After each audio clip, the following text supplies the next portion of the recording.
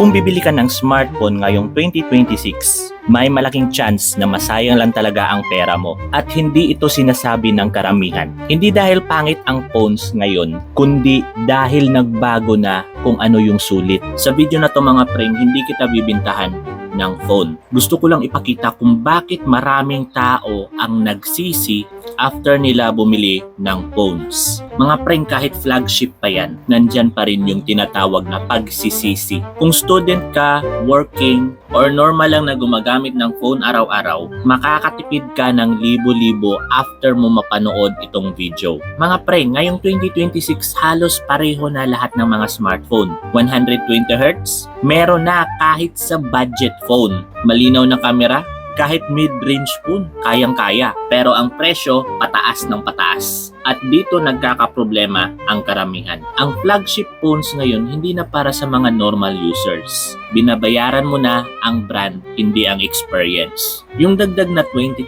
to 30,000 pesos, hindi mo yan ramdam sa araw-araw. Messaging, Facebook, TikTok, YouTube, pareho lang naman ang ginagawa ng 15k pesos at 60k pesos na smartphone. Ang hindi sinasabi ng ads, battery degradation, overheating, tsaka yung mga tinatawag natin na software bugs. Mga preng, hindi yan makikita sa unboxing video. Kaya maraming tao after 6 months nilang ginagamit yung smartphone nila, nagtatanong na, bakit? Parang wala namang pinag-iba. Mga preng, kung practical ka, ito lang ang dapat mong tingnan. Battery life, stable performance, at saka yung software support.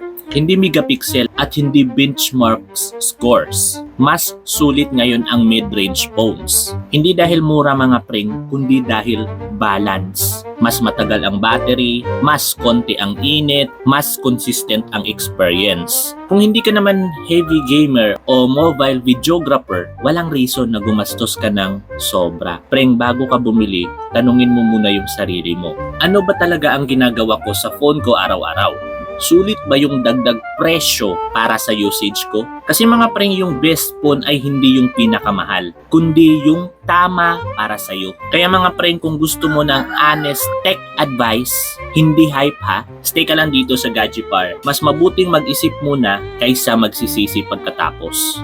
Salamat sa panonood.